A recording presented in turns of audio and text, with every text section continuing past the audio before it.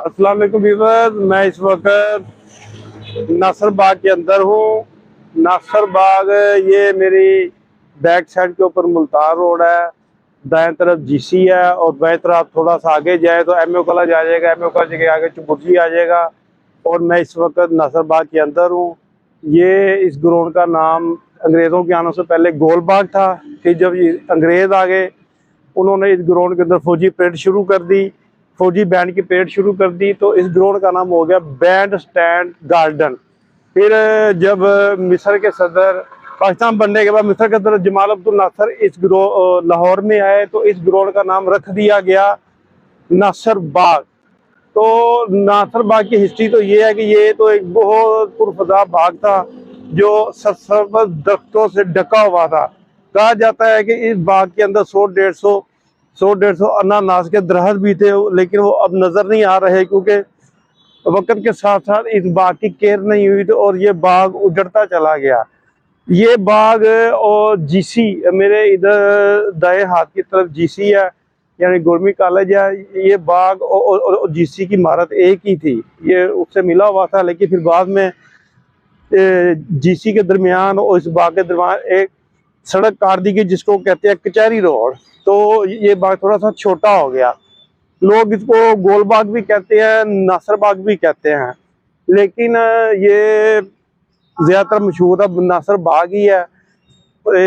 इस बाग के अंदर कोई चारदीवारी तो नहीं थी पहले भी, लेकिन 1985 में नवाज शरीफ साहब जब वज़ीर आला पंजाब बने तो इन्होंने इस बाग के इर्द गिर्द ना लोहे का जंगला लगवा दिया था। लोहे का जंगला लगाने के बाद इस बाग के अंदर थोड़ी बहुत रौनकें स्टार्ट हो गई थी और अंदर कंटीनें वगैरह भी खुल गई थी, लेकिन वो सारा कुछ आसार जो थे अच्छे आसार थे, वक्त के साथ साथ मिटते गए।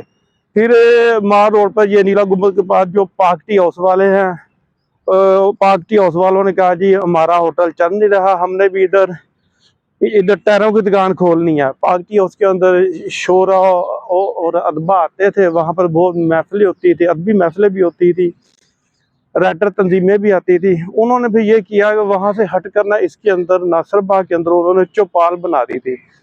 तो चौपाल वहाँ पर ये राइटर तंजीम वाले आते हैं और इनके मुशायरे वगैरह भी होते हैं, अदबी महफिलें भी होते हैं, लेकिन मुझे लग रहा है आजकल वो भी गायब है इधर से। तो आइए अब बाग की बात करते हैं। ये बाग के अंदर झील है, यहाँ पर पहले तो इसको झील कह ले या तालाब कह ले, इसके अंदर बहुत खूबसूरत ये जो होती हैं जल कुकड़ियाँ भी थी, मुर्गाबियाँ भी थी यहाँ पे, लेकिन अब वो कुछ नहीं आ रहा नजर, कुछ भी नहीं आ रहा। ये लाहौर की बदकिस्मती है कि हमारे पास बहुत अच्छे अच्छे बाग तो मौजूद हैं, लेकिन उनकी केयर का कोई इंतजाम नहीं है। यकीन माने कि यही बाग अगर किसी यूरोपीय मुल्क में होते या चले इंडिया में होता, उन्होंने इसकी बहुत केयर करनी थी। ये देखे ना, बड़ा खूबसूरत तालाब था, इस तालाब को आप साफ पानी से भी कर सकते हैं, और ये तो मुझे लग रहा छप्पड़ का पानी है, कोई इसमें कशिश नहीं इस पानी के अंदर कि बंदा नहा भी ले या कोई तारी मार ले।